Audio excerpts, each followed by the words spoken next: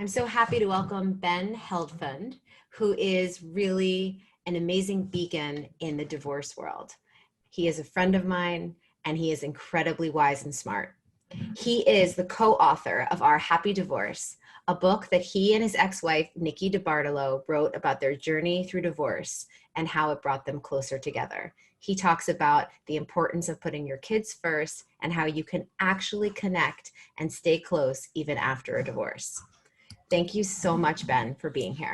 Well, thank you, Elizabeth. And you know what a big fan I am of yours. And I think it's the first time I've ever been accused of being a beacon of light and wise. So I appreciate that. There's a first for everything in life. And so there it is. And it's on tape, too. So it's on tape. Live forever. And it is true. So, Ben, what I'd like to start out the podcast asking everyone the same question, which is, what's the one word you would use? And for you, if you have a few words, I get it, but we try to get it to one word you use to describe your divorce. Well, if Nikki were here, she would say that would be impossible for me to do anything in one word. But I think it's the title of our book, and it's happy.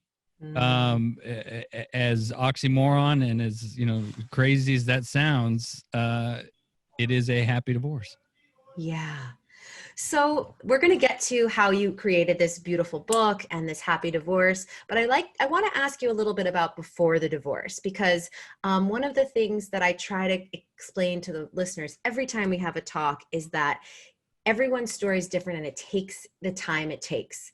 And so often you start hearing that little noise in your ear, or, you start getting the vibe from your partner that separation might be a possibility. So I'm just wondering, when did that first little sound come to you? We talk a lot in the book, and in our experience is looking back, hindsight's 2020, or you do the postmortem, on the dating and the wedding and so forth, and looking back and going through the process of not only writing the book, but when we made that decision to divorce and went on our path, which we'll talk about, but of healing. But I think that Nikki and I met. She was in her early 20s. I was in my early-ish 20s.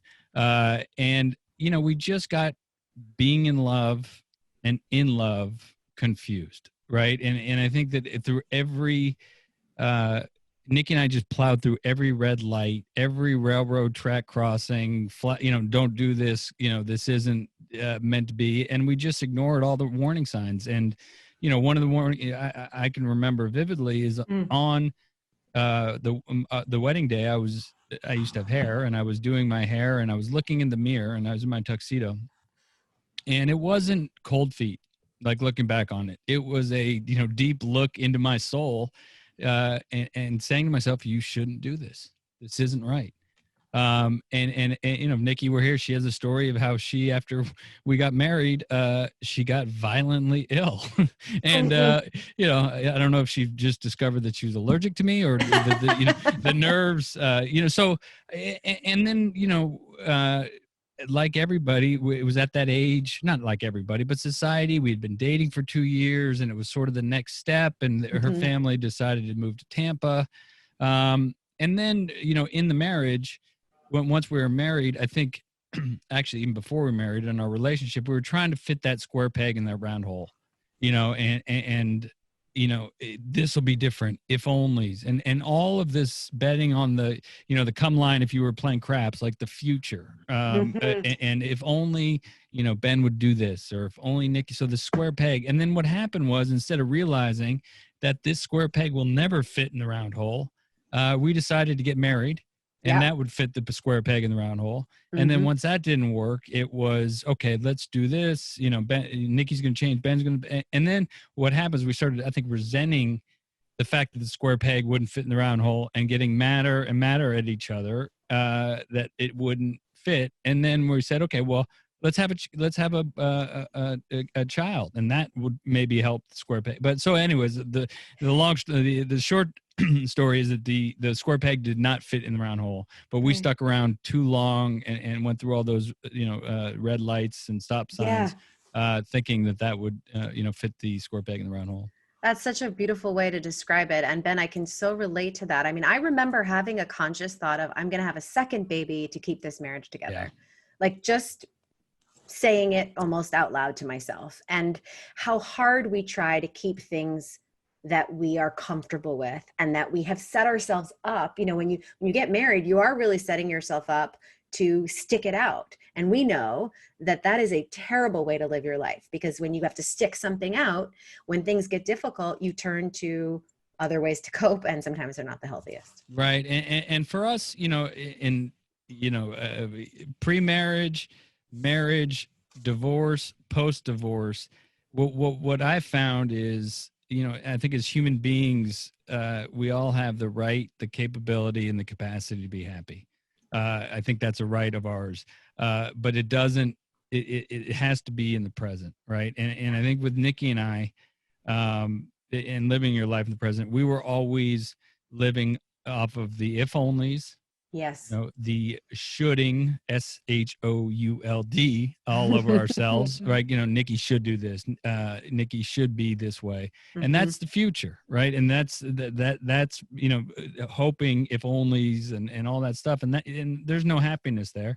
And then in our divorce, is letting go of some of that past stuff and the wreckage and all that stuff. So I think that our happy divorce only works when we stay present, or a marriage for that matter. Exactly. And I think that you're so, you know, it's so brave to say, I'm going to live in the present. I mean, it's hard, you know, I always say this to people, it's hard, right? Yeah, easier said than done, right? Right. We were just talking about it. Like the present right now kind of sucks, you know, I remember being in court and seeing people, you know, fly off the handle of their exes and thinking, God, I wish I could do that, because it would be so short-term exciting and a release, but long-term, I know it would have, you know, bad effects. So living in the moment, showing up for yourself, and we're going to talk about this, how you talk about this in the book, showing up for your kids, it's the harder work. Like, let's be totally honest about it. Like, we're talking about our happy divorce, we're talking about healing post-divorce. It is the harder road. And it's a 14 I mean, that's one thing that we try to tell people is, we wrote a book, and as our friend Susan Guthrie likes to say, in the land of unicorns and rainbow waterfalls that Nikki and I live in, but it was 14 years path. I mean, this didn't happen overnight. I mean, our happy divorce was never anticipated to be what it is today. We just wanted to be in the same room, you know, and not have that, you know, that tension that people around high conflict divorce couples have. Everybody's on eggshells, and more importantly, our son, you know. But even like the present stuff of it sucks now, right? In our world, but sucking is okay. Like it being, you know, I love the expression, it's okay to not be okay. Like just because the present sucks doesn't mean that you can bet on the future, or, you know, hope that the vaccine comes in 6 months, or, you know, whatever it is. It's like, it sucks right now. But what I find is, and this is not like some Yoda, because I struggle with it probably more than anything in my life is staying present. But when I do, it sucks, and sometimes it's great, sometimes it sucks, but it is what it is, and there's no changing, you know, what it is at that current moment. Well, I'm so glad that you're pointing this out, because I think it takes people time to get to that point of it is what it is. You know, we go to couples therapy, we think, oh, if they just change, right? We do a lot of if only, as you were saying. And then, I want everyone listening knowing, like, whenever it's right for you, you will have this moment where you say, enough is enough. And what was that moment for you with your relationship? So, like I said, it wasn't that square peg round hole sort of analogy, but no one makes that, you know, awful decision. At least in my experience, everybody I've talked to who got divorced didn't get in a fight one night at a restaurant, right, or fight at home and then decide to get divorced. This, you know, Nikki and I process to actually divorce was, you know, I would say in 4 years. I had left the house before we had Asher, and you know, this was only 2 years, 3 years into our marriage, you know. And then you know, it was one of those things where Asher was going to solve the marriage, and, you know, whatever. So, but for me, what it was reaching a, you know, moment in my life where it wasn't going to be any different. It wasn't some burning bush. It wasn't some, something Nikki did that day or did I found out. It wasn't anything like that. It just was, I had moved out of the house, and I was coming back, and we've been talking about getting back together again and doing that dance, right? And doing that move in, move out. This will change. I'll change, if only, shoulds, right? All this future stuff. But there was just something, Nikki had started a jewelry business in LA. And she had said that she was going to cut back on some of her, travel to LA and really stay and work on the marriage. And, I committed to doing the same. And one thing Nikki, even today, she's notorious for is her calendaring. It's those old school calendars that you print out, and it's color coded, and it's a little, anal retentive. But I was there. She was in LA, or I don't know if she wasn't in the house, and I was getting some stuff. And I was at that point where I was going to give this one more chance. And then I went to the fridge, and on the calendar was the calendar, the month ahead. And she was going to be in LA, for 17 days out of that month or something, ridiculous. And it just hit me. It was like, this is not, it was just like, as corny as it sounds, it was just that moment of clarity. No, I love that, Ben, because I think so many people can relate to that. Maybe you walked by and saw that calendar for years, but there's something about that moment, right? And we can't really name what it is, but that's your moment. So please don't think there's, as you said, I love it, a burning bush, or that it's on someone else's time, right? Because your friends or your parents might have told you all the time. Oh, they did. And all Nikki's friends, all Nikki's family said, we never felt right about that, Ben. Right. Like Nikki's traveling too much. And you can hear it, but until it lands inside of you. Right. Yeah, I wish, one thing that is important, I wish that I could say I handled it, like this burning bush, and I was okay and I was calm about it, but it wasn't that way. It was at that point, an angry, hurt, ego bruised man.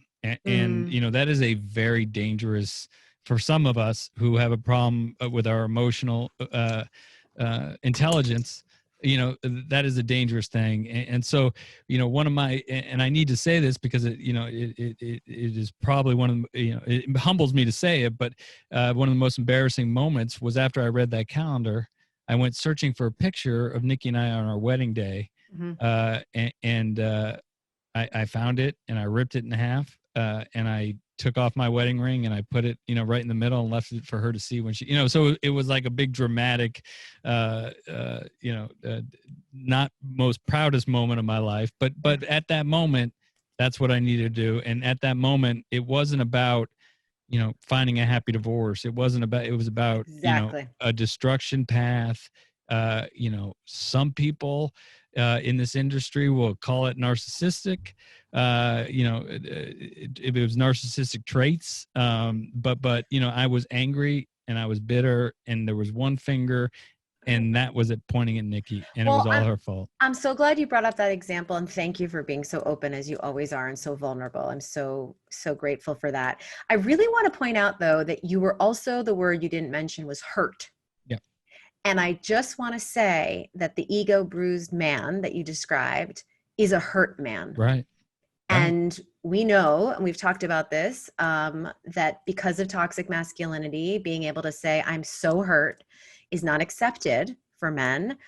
Instead, an aggressive act of ripping that's more appropriate. Right. And so I just want to say, for women listening, if your partner is a man, know that underneath some of that, what you might be seeing as narcissistic behavior, and especially, by the way, the other side of narcissism is deep pain, deep emptiness. Hurt. So it's always hurt and emptiness. And just to know that. And that's how we, I think, the narcissism word gets thrown around a lot. I think, obviously I'm talking to a doctor, so I don't need to explain it, but it is a dangerous, term, at least my experience, because I went after this whole thing, I'm sure we'll get into, but I went to my therapist. Her name was Barbara. And I said, Barbara, one day I went in there as I was working through some of my issues, and I said, Barbara, I think I'm a narcissist. She started laughing. And I said, Barbara, why, laughing? I think we're having a breakthrough here, right? Like, this is a big moment in my life. And she just looked at me. She said, look, there's no way you're a narcissist. I said, why? She goes, because no narcissist would ever come in my office and say that they think they're a narcissist. She said, and to your point, she said, no, what you are is a hurt and wounded and sad man. And you don't know how to deal with those emotions except for to scorch earth, the whole deal, and burn it all down. Right. And so, that was the important part of my process. But yes, at that point, it probably looked, it probably smelt, it probably felt like a narcissist, but it's not. But it's not. Exactly. Yeah. It was not. So you mentioned your therapist. Can you tell me a little bit about the psychological healing that you received through your divorce, after your divorce? Like, what was your journey like then? So, I mean, I did jump to therapy right away, or at least that story, but it didn't just, the picture in the ring didn't turn into therapy. The picture in the ring turned into this scorched earth Ben who went out and did my research and talked to my friends and do what a lot of people do about finding the best lawyer, what cases has he done in our area, and did my research. And then I found the guy and I called him and told him the situation and told him what I wanted. And he was all of a sudden my best friend. And, he, took this retainer and I told him what I wanted, and he said he gladly took a retainer and said, we'll figure it out. We have a case big enough. I remember the exact expression, a case big enough to drive a 18-wheeler through, whatever that meant, right? That meant destruction of Nikki because that's what I wanted. But, and then, 5 days later, he sent me this game plan. I mean, it was a War and Peace. It was 30 pages long on, destruction of Nikki. So I kept that. I carry a briefcase, not a briefcase. I carry a backpack everywhere I go. Ever since I'm 48 years old, and I still carry a backpack. But however, I was 34 back then. I put it in the backpack and for some reason I didn't read it right away. I was on a red eye, to make it even more dramatic. But it is it's a true story. Is what you were doing. I was on a red eye back from LA, and I pulled it out, and I turned on my little reading light, and I started reading it, and I got 2 pages into this thing, and then another moment of clarity, but this one was the turning point that I needed to have at that moment, because for the first time in my life, not in my life, but the first time in a long time, I got honest, and I got honest with the fact that I knew this wasn't right. I knew inherently that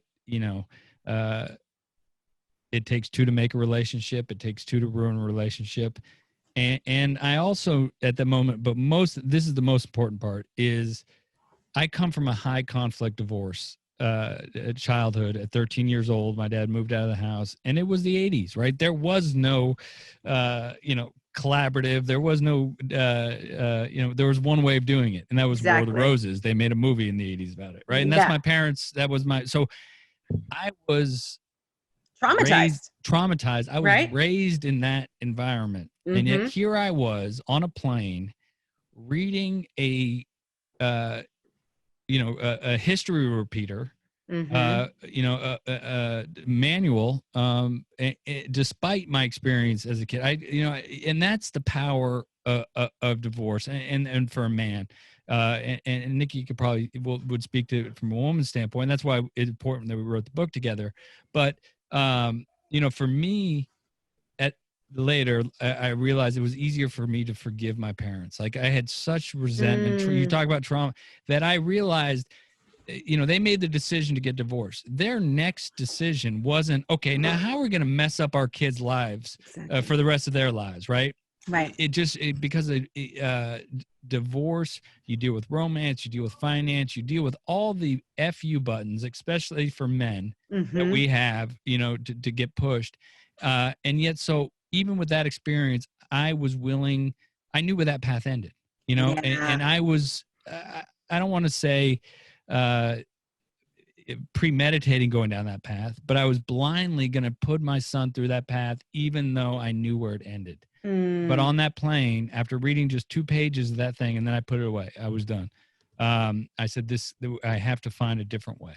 I can't do this to Asher. I can't do this to Nikki, and I can't do this to myself, because I know the story. I know, that this book has been written, and I've read it and I've lived it.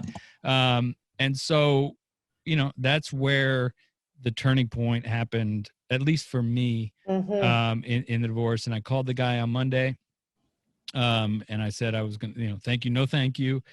Could he send me back the balance of my retainer? And I conveniently got a check for $167. Oh my gosh. Back from Nikki. If she were here, she has a great line. She would say it's probably the same, format, or the same thing he uses for everybody. He just changes the name and charges people a bunch of money for it. Yeah, exactly. And then the next call was to Nikki. And it was a call, where I told her, I was in no emotional, I didn't know what I was going to do. I didn't know, but I just knew one thing, that I was in no mental capacity or state to, go through this divorce or start this divorce.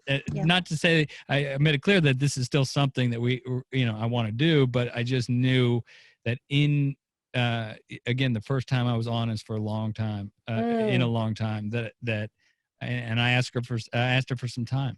I asked for some time to be able to, go down my path and do what I, needed to do. Wow. So you really actually put yourself first. I mean, to help Nikki and Asher, but you said, wait a minute, I can't show up for my divorce until I do whatever this piece of personal work that I have to do. I mean, how honest and how brave. Wow. And, to Nikki's credit, the one thing about Nikki is that she is a fixer. I mean, she is, if even as bad as the things were, I think that we've talked about this, and it's in the book, that she would have stayed together. Yeah. She would have, salvaged this marriage for Asher. And, so she said, take as much, time as you need. And she also, concurrentently was doing therapy. It's before divorce coaches and all these great resources. And I don't mean to sound like this old guy in the room, but it was before. Well, it's still new. This work that we're doing is so new, right? And it was before social media, right? I mean, there was MySpace, but there was no divorce support groups on MySpace. Right. So we didn't have a roadmap or any sort of tools. Although I did have some tools in my life because of my recovery and the 12 steps and learning how to clean up some wreckage. And I knew that in order to move forward, that I had to clean up the wreckage. And I also knew, when I talked about it takes two to make a relationship, it takes two to ruin it, that there's no way.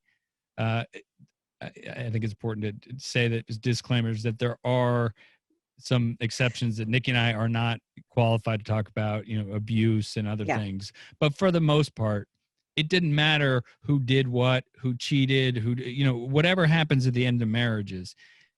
Everybody has a part in something, right? All those other stuff are just symptoms or, whatever. And some people act out, some people go inward. And so, my journey at that point was forget about Nikki. Forget about what I thought she wronged me or what she did or didn't do. This was about my journey into what I did. And find my side of the street. Because without that part of the equation, I would never be able to move forward. So what was the part that you could never see coming, but changed you for the better about the divorce? Oh man. Like anything, I think one of the things is a little bit of humility, yeah, right. Like when that round peg doesn't fit into the square, you have to admit, right? That's humility right there. Right.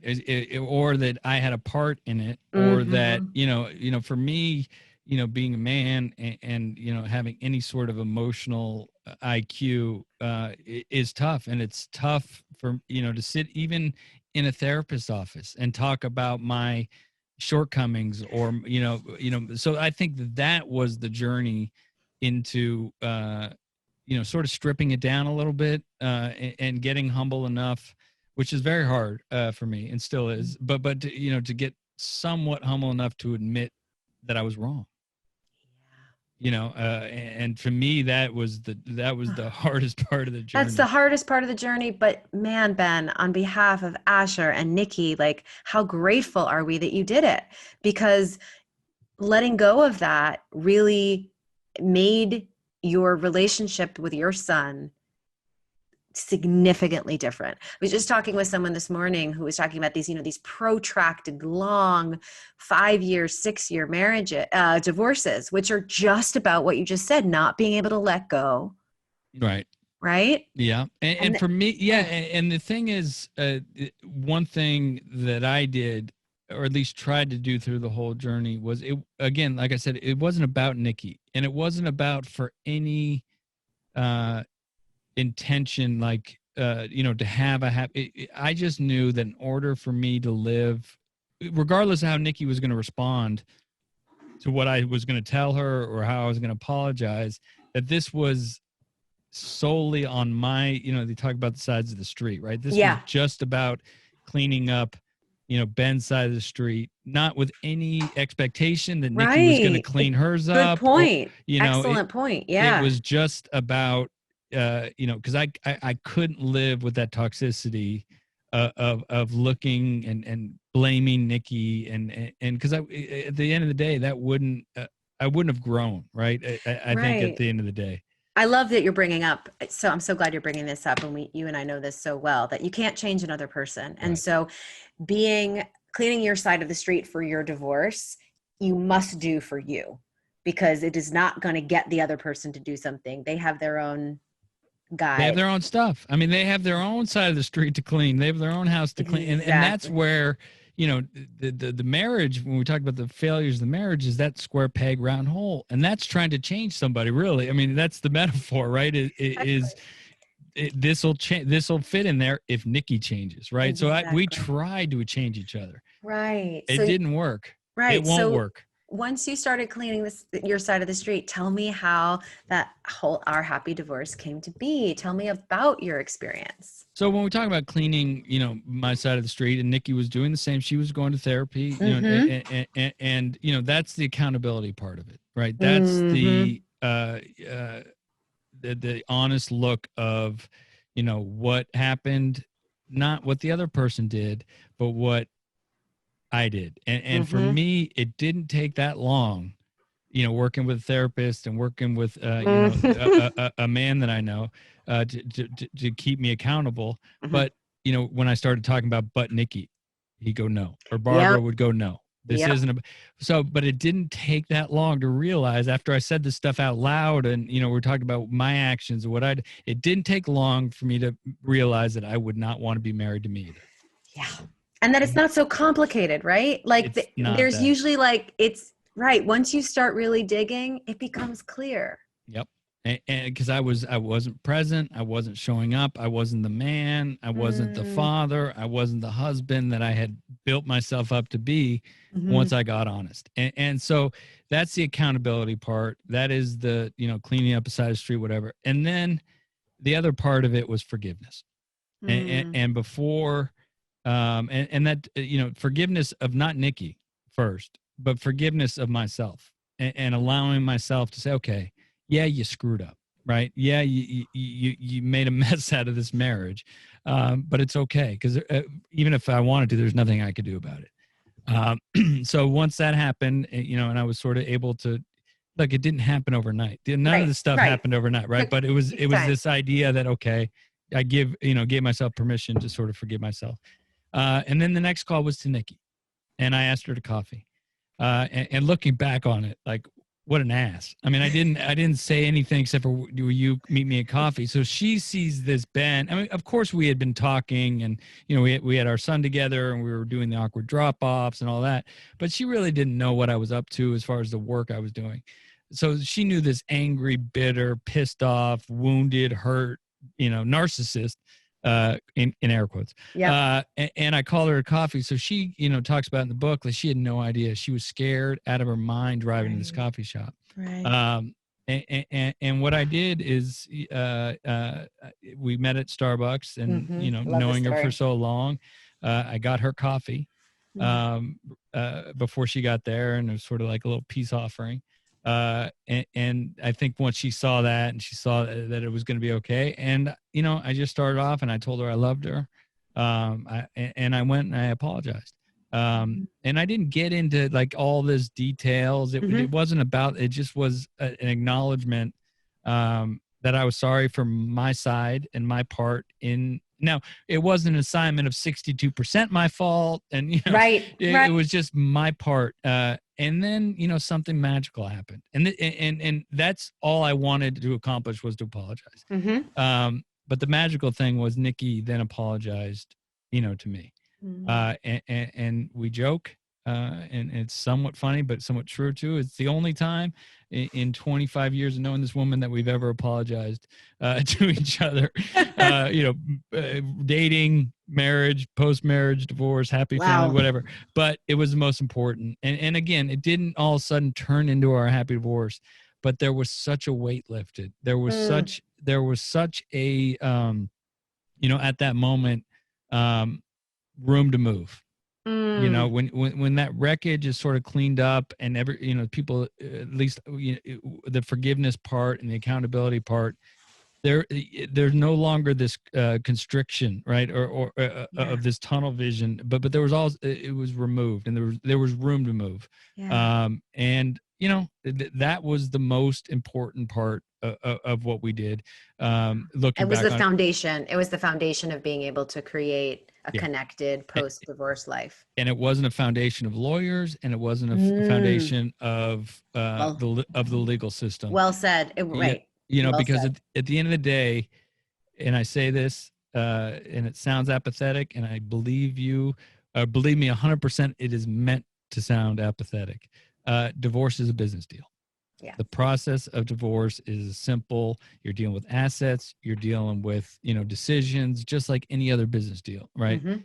The problem is that it's wrapped up in some screwed up emotions, romance, finance, fear, like all the worst emotions, the fruit salad of negative emotions. But Nikki and I were able to remove, or at least make those emotions, clean up those emotions, and get right before we went to the business side of it.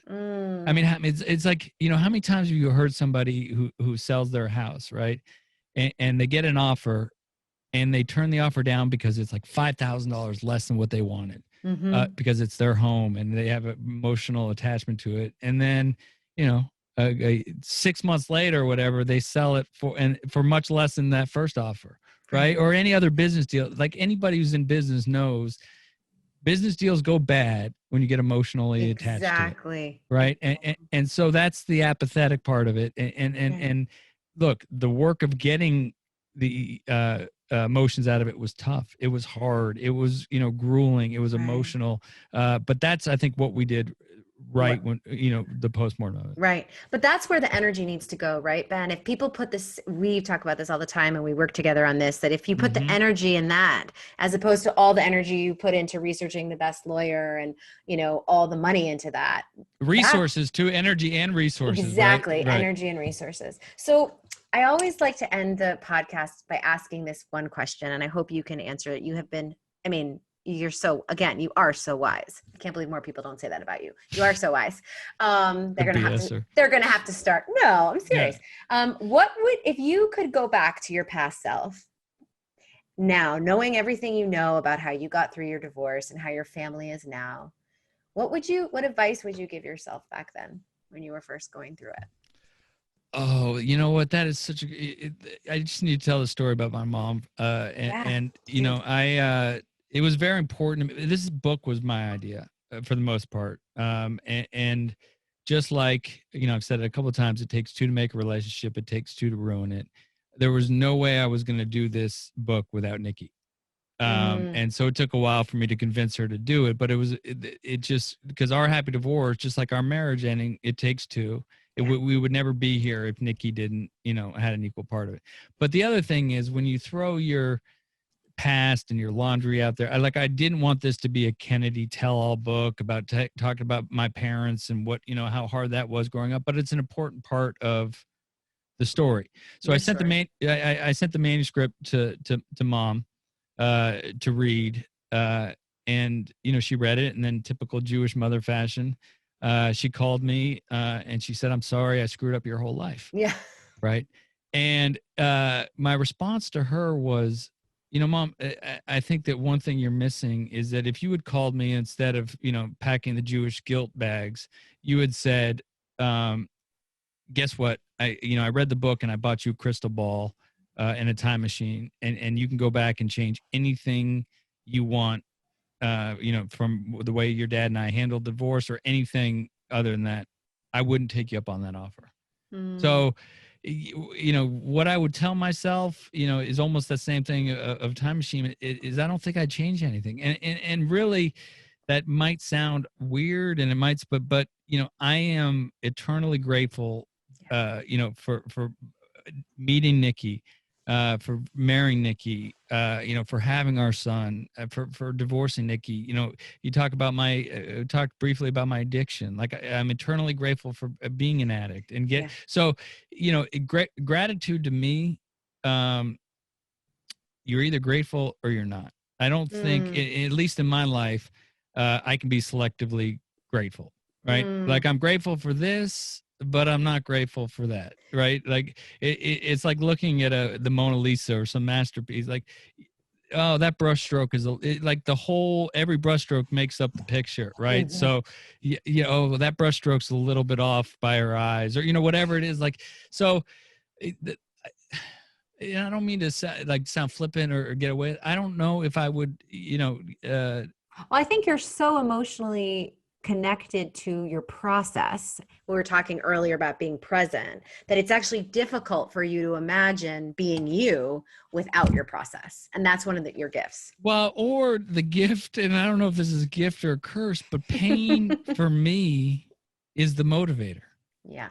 Right. So like everything that's happened where I've had the most growth, divorce, recovery, whatever it is, the pain is what got me to motivate. So, maybe I go tell myself to get in more pain. I mean, but I mean, as crazy as that sounds, like that's what I'm not willing, to do the work for whatever reason if I'm not motivated. Right. And the pain is what gets me motivated to at least, do some work. Right. I guess the other way of looking at it is that, you stand up and deal with pain versus that it motivates you, that you're like, okay, I see you, pain. I hear you. What are you here to teach me? Yeah. Which unfortunately, I'm also a high tolerance, mental pain patient. I can take the physical pain. I'm not so much, but the mental pain. And so it doesn't, I don't know if I recognize it as fast as you say, but, when the scorched earth is around me, or now my wife, who I love her to death as a therapist, can call me out, and say, you know what, Ben, you're kind of falling off the tracks a little bit or getting off the path. Right. So that's, I don't know if I'm that evolved spiritually to be able to recognize the pain right away. Yeah. Or the hurt right away. It usually takes but you get there. But I get there. Exactly. Right. So what last kind of just thoughts would you want to share with the audience of people who are going through a divorce, considering divorce? What's your wisdom you want to share before we have to finish up? I think the most important thing, is if you've heard the story or know anything about Nikki and I, it is a story of the absurd, right? I mean, we live 7 houses apart, her and I and our husband and wife, and our kids, we all go traveling together. We love each other. If anything, God forbid, happens to my wife and I, Nikki and Chad will, we'll take our kids. And so, as crazy or as unrealistic as that sounds, and I use this analogy a lot when I first got sober. I remember sitting in my first couple of meetings, and I'd hear people celebrate times of sobriety, and they'd say they had 30 days, and I'd say, yeah, they're full of what, right? And then they 5 years and 10 years, and I was like, that no way could somebody go that long with it. They are lying. But 26 years later, here I am still sober. And so, it's a process. And so, but the other thing is, to Nikki and I, and not that we're just using the name of the book, but our happy divorce doesn't mean that you live this life of living next to your ex and traveling. And, what we wanted, I think if you were to ask us after that first coffee shop meeting, what we wanted for our divorce, it probably would have been that we just wanted to be in the same room together, not have Asher feel the tension or have to walk around eggshells, or, you know, basically not hand him the emotional bill for him to pay for something he had no choice in. Right. Yeah. So that was the goal. And then we, you know, sort of faked it until we made it, and it evolved, and it continues to evolve, you know, on a daily basis, on a, you know, whatever yearly basis, to something better. So that's, you know, and the other thing I would say, that if you know more about Nikki and I, we are two class A alphas, right? Right. You know, class A personalities, just, you know, the sheep, the rams head, you know, pounding each other. So if we can do it, you know, I truly believe that anybody can do it if they're just willing to let go of their ego a little bit, and you know, show up, you know, and clean up the wreckage. So great. Thank you so much, Ben, for sharing your story, your strength, your hope. I'm so grateful. Tell people how they can find your book. Find our book, Amazon, Barnes and Noble, anywhere books are sold. You know, reach out if we have plenty of books. You know, it's not about selling books. So if you want a book, just reach out to us on social media, Our Happy Divorce, everything at social media, and we'll get you a copy of the book. Great. Thank you so much, Ben. Thank you, Elizabeth, and you know, thank you for everything you do, and I'm so glad our paths have crossed, and I know that they've crossed. Now they're going to run parallel in some capacity. Oh, for sure. Thank you.